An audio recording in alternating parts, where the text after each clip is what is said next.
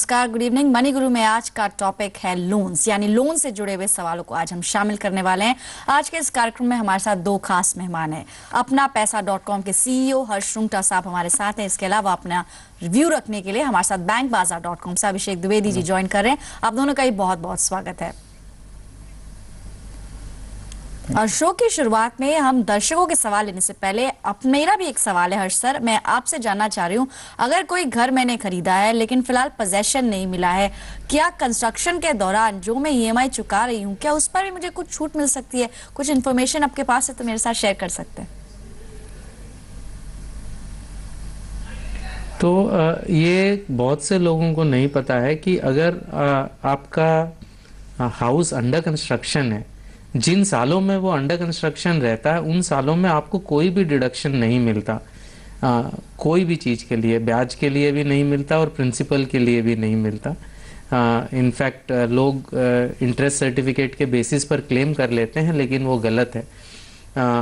और during the construction period even अगर आपने ईएमआई देना शुरू कर दिया, कई लोगों को ये गलत फहमी होती है कि अगर हम प्री ईएमआई इंटरेस्ट देने की बजाय ईएमआई पूरा का पूरा देने लग जाएं तो हमको डिडक्शन मिलेगा।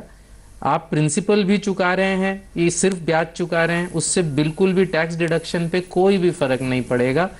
क्लियरली जिस साल में कंस्ट्रक्शन कंप्लीट नहीं हुआ उस साल में उस लोन रिपेमेंट के लिए कोई भी टैक्स डिडक्शन आपको नहीं मिलेगा।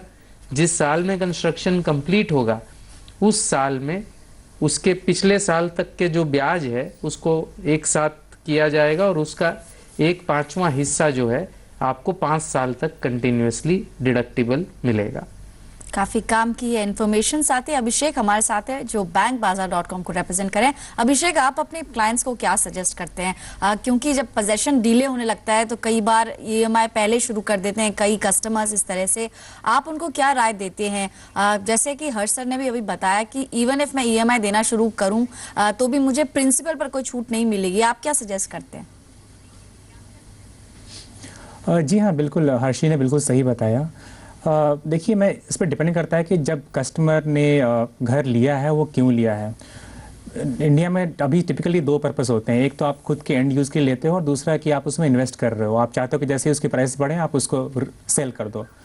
अगर आप इन्वेस्टमेंट पर्पज से ही ले रहे हो और आप बहुत शॉर्ट टर्म के लिए ले रहे हो तो उस केस में मैं आपको ये रिकमेंड करूँगा कि आप शायद प्री ईएमआई शुरू कर दो, क्योंकि उस केस में आपके जो प्री ईएमआई अमाउंट होगी उसकी काफ़ी कम होगी, क्योंकि आप जैसा हर्ष सर ने बताया कि आप इसमें सिर्फ इंटरेस्ट दे रहे हो, आप प्रिंसिपल नहीं दे रहे हो।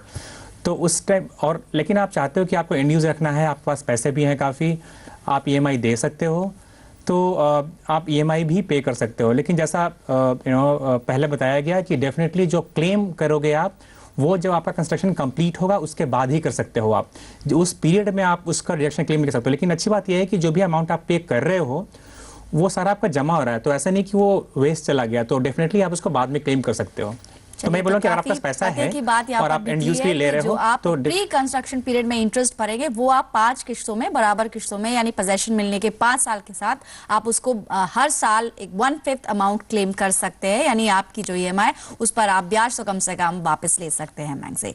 चलिए अब बढ़ेंगे आगे और दर्शकों से बातचीत का सिलसिला शुरू करते हैं। हमारे साथ अगले दर्शक फोन लाइन पर संदीप सिंह है रामनगर से। नमस्कार संदीप, पूछिए क्या सवाल लेकर आए हैं आप? संदीप, टीवी का वॉल्यूम म्यूट कर दीजिए और फिर अपना सवाल पूछिए। हाँ जी, नमस्कार मैडम। बताइए सर। नमस्कार संदीप, आप अपना सवाल पूछ सकते हैं, दोनों एक्सपर्ट्स आपकी आवाज सुन पा रहे हैं। जी मैडम, मैं सेना में कार्यरत हूँ और मेरी जी हेलो, बताइए सर, एक्सपर्ट से क्या पूछ रहे हैं? आपने बताया था आप आर्मी में हैं और कुछ एक लोन की भी बात कर रहे हैं, प्लॉट के लिए आप बात कर रहे हैं शायद। जी, आप टीवी का वॉल्यूम बंद कर दीजिए फिर अपना सवाल पूछिए। जी मैडम, मुझे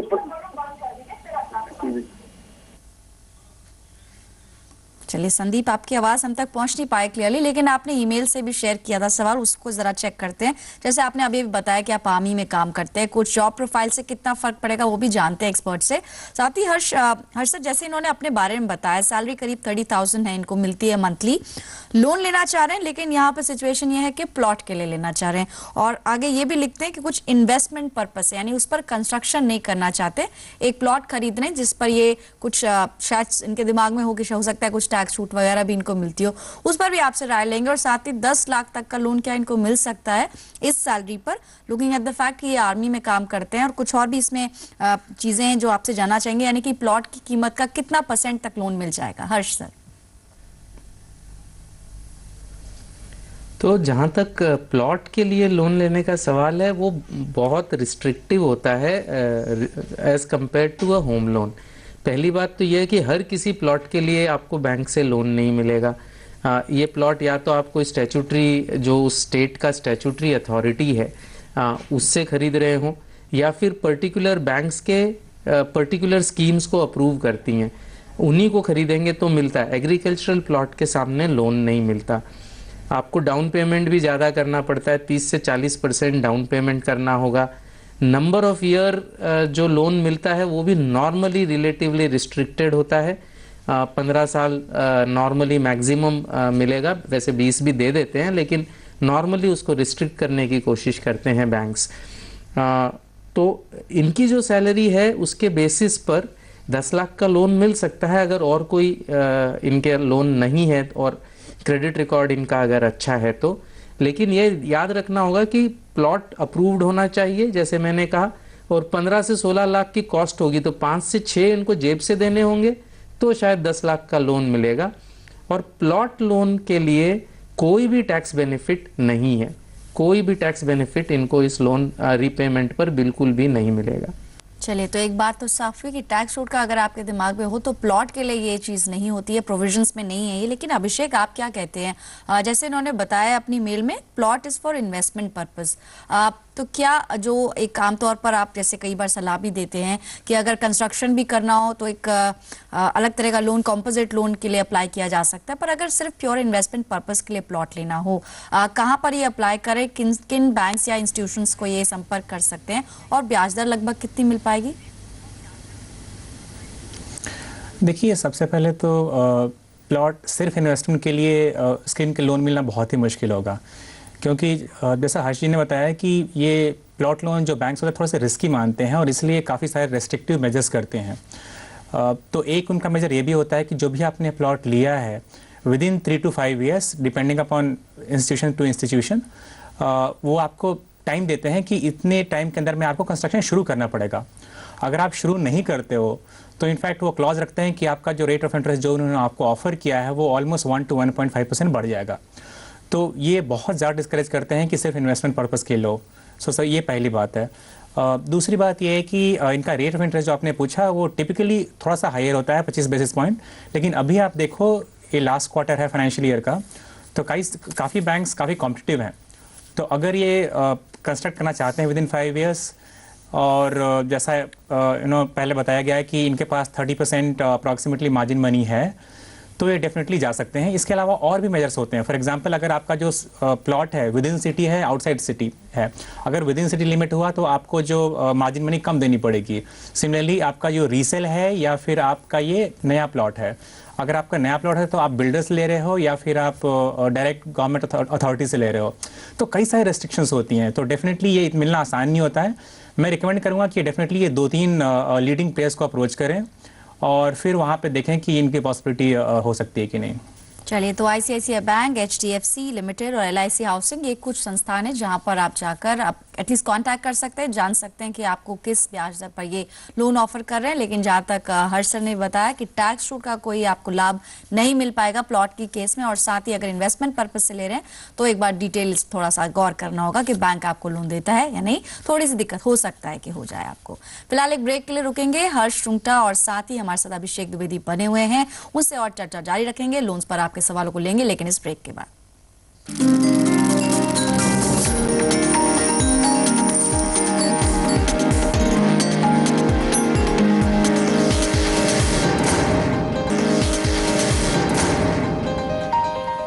वेलकम बैक। मनी गुरु में चर्चा हो रही है लोन्स पर। हर्ष रुंगटा और अभिषेक दोनों ही हमारे साथ बने हुए हैं। अगले दर्शक से बातचीत करने से पहले आपको बताएं कैसे अपने सवाल आपको इस शो में भेजने हैं। यानी अगर लोन से जुड़ा हुआ कोई भी आपका सवाल है, मनी गुरु को आप ईमेल कर सकते हैं, SMS भी कर सकते हैं। हमारा ईमेल आईडी नोट करें, moniguru@zenetwork.com पर अपने सवाल भेजने होंगे। फोन नंबर जरूर लिखें। साथ ही अगर मोबाइल से मैसेज कर रहे हैं, कर्ज लिखना होगा कोड, अपना सवाल अपने नाम के साथ 57575 पर भेजना होगा। हम आपको तुरंत कॉल करेंगे और आपका सवाल अगले शो में शामिल करेंगे। फिलहाल अगले दर्शक अरुण लखनपाल जी हमारे साथ लखनऊ से मौजूद है। नमस्कार अरुण जी, पूछिए क्या सवाल है। नमस्कार। नमस्कार बताइए सर। मैडम, एक्चुअली मैंने लोन लिया था, हाउसिंग लोन, इन 2005 में। Okay. On floating rate, that was 7.25% that time, and now the rate of interest is 13.25%. Okay. I am paying it and have taken it for 6 lakh rupees. Okay. आप बता सकते हैं जैसे जी, आप बता सकते हैं आपका आउटस्टैंडिंग अब कितना रह गया होगा 2005 से अब? Will be approximate 5.45. Alright, and you want to shift this because आपको काफी इंटरेस्ट रेट्स देने पड़ रहे हैं। 13.25 थोड़ा हाई है। Because the newer floating rate they are offering to the new customer, that is 10.15 only. Right, absolutely. चलिए जानते हैं कि अब आपके पास क्या ऑप्शंस हैं और अगर आप चेंज करेंगे कुछ प्रोसेसिंग फीस वहां भी देनी पड़ेगी, तो कॉस्ट इफेक्टिव क्या रहेगा। हर्ष सर, आप क्या सजेस्ट करेंगे इनको? आपने सुना काफी ज्यादा ये फिलहाल ब्याज दर दे रहे हैं, क्या पहले अपने ही बैंक से बात करना बेहतर रहेगा? हाँ, अपने बैंक से बात करना बेहतर है, सिर्फ इसलिए कि इसमें जो एडमिनिस्ट्रेटिव प्रोसेस है वो रिलेटिवली सिंपलर होगा। ये लेकिन उसके लिए आपको शायद एग्जिस्टिंग बैंक्स थोड़ी कीमत चार्ज कर सकते हैं, कर भी सकते हैं, ना भी करें। पहली बात तो ये PLR बेसिस पर इनका लोन है। 2005 में बेस रेट सिस्टम नहीं था, तो बेस रेट सिस्टम में वो शिफ्ट करने के लिए बैंक को कह सकते हैं that will be completely free of charge. उसके लिए बैंक पैसे चार्ज नहीं कर सकती। उस बेसिस पर वो क्या ऑफर कर रही हैं वो देख लें।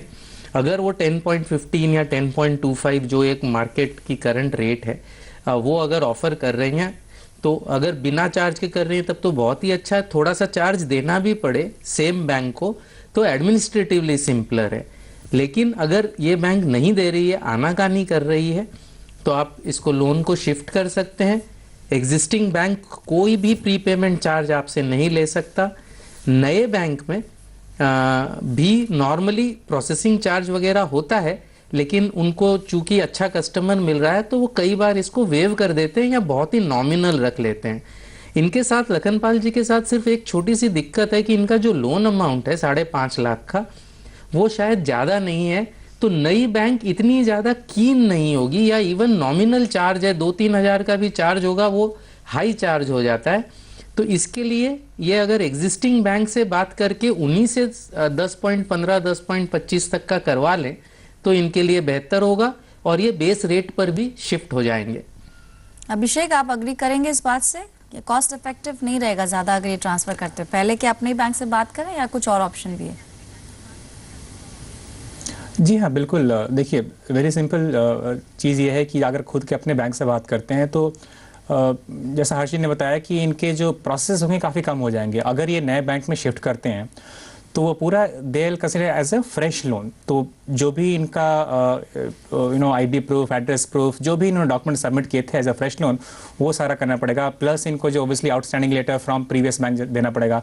कई बार क्या होता है कि बैंक जो होते हैं ओबियसली वो बैलेंस ट्रांसफर अपने खुद के बैंक से दूसरे बैंक में डिस्करेज करते हैं, तो ऑन पर्पस डिले भी करते हैं। जैसे इनको अगर आउटस्टैंडिंग लेटर लेना है तो कई बार बैंक इसमें डिले करते हैं, तो डेफिनेटली इसमें इनको टाइम इन्वॉल्वमेंट ज़्यादा होगा, डॉक्यूमेंट ज़्यादा लगेंगे। कई बार होता है कि प्रोसेसिंग फी माफ़ ना हो, क्योंकि जैसे हर्षी ने बताया कि इनका लोन अमाउंट कम है। तो डेफिनेटली इनको एज अ फर्स्ट स्टेप अपने खुद के बैंक से बात करें और इसको कम करवाने की कोशिश करें। अगर पॉसिबल नहीं हो रहा है, सारी कैलकुलेशन करें, ये डेफिनेटली शिफ्ट कर सकते हैं दूसरे बैंक में भी। चलिए अरुण, आपके लिए दोनों एक्सपर्ट्स की राय यही है। हालांकि आप अपने हिसाब से डिसीजन लें, लेकिन आपको एक राय दी गई है कि पहले आप अपने एग्जिस्टिंग बैंक, जो आपने बताया था स्टेट बैंक ऑफ मैसूर से आपने लिया हुआ, वहां पर एक बार बातचीत करके देख लें। देखिए क्या कुछ वहां पर निकलता है रिजल्ट आपकी मीटिंग के बाद। उसके उसके बाद कोई फैसला ले सकते हैं, क्योंकि कॉस्ट इफेक्टिव ज्यादा नहीं रहेगा, लुकिंग एट द फैक्ट कि प्रिंसिपल अब जो आउटस्टैंडिंग है वो बहुत ज्यादा बड़ी रकम नहीं है। एक और सवाल शामिल करेंगे ईमेल के जरिए। वरुण जी का सवाल है, नोएडा से भेजा है इन्होंने। सेकेंड हैंड गाड़ी लेना चाह रहे हैं, महिंद्रा फाइनेंस कंपनी है जहां से ये फाइनेंस कराना चाहते हैं। उससे इंपॉर्टेंट इन्होंने पूछा है क्या पहले मैं सिबिल स्कोर चेक कर लूं, कैसे होता है सिबिल स्कोर चेक? दो सवाल हैं इनके। पहला सवाल हर्ष सर आपसे ही पूछते हैं, सिबिल स्कोर इनको चेक करना है अपना, और कितना इंपॉर्टेंट रहेगा अप्लाई करने से पहले? हालांकि इन्होंने अभी तक कहीं किसी बैंक से या किसी कंपनी से बात नहीं करी है फाइनेंस के लिए, बट डायरेक्टली अप्लाई कर दें या पहले चेक कर लेना सही रहेगा?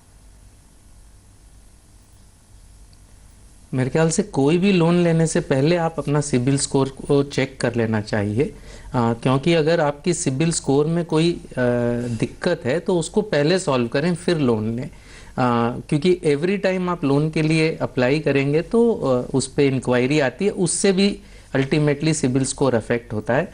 तो सबसे पहले सिबिल स्कोर लें। अब आजकल प्रोसेस काफ़ी सिंपल हो गया है, आप ऑनलाइन जाकर अप्लाई कर सकते हैं।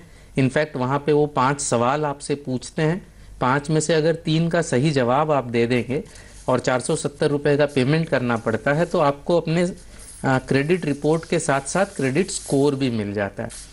अगर आप जवाब नहीं दे पाए, वो आपके ही एग्जिस्टिंग क्रेडिट कार्ड्स या ओल्ड क्रेडिट कार्ड्स या ओल्ड लोन्स के बारे में सवाल पूछते हैं, तो वो सारे डिटेल्स आप तैयार रखिए।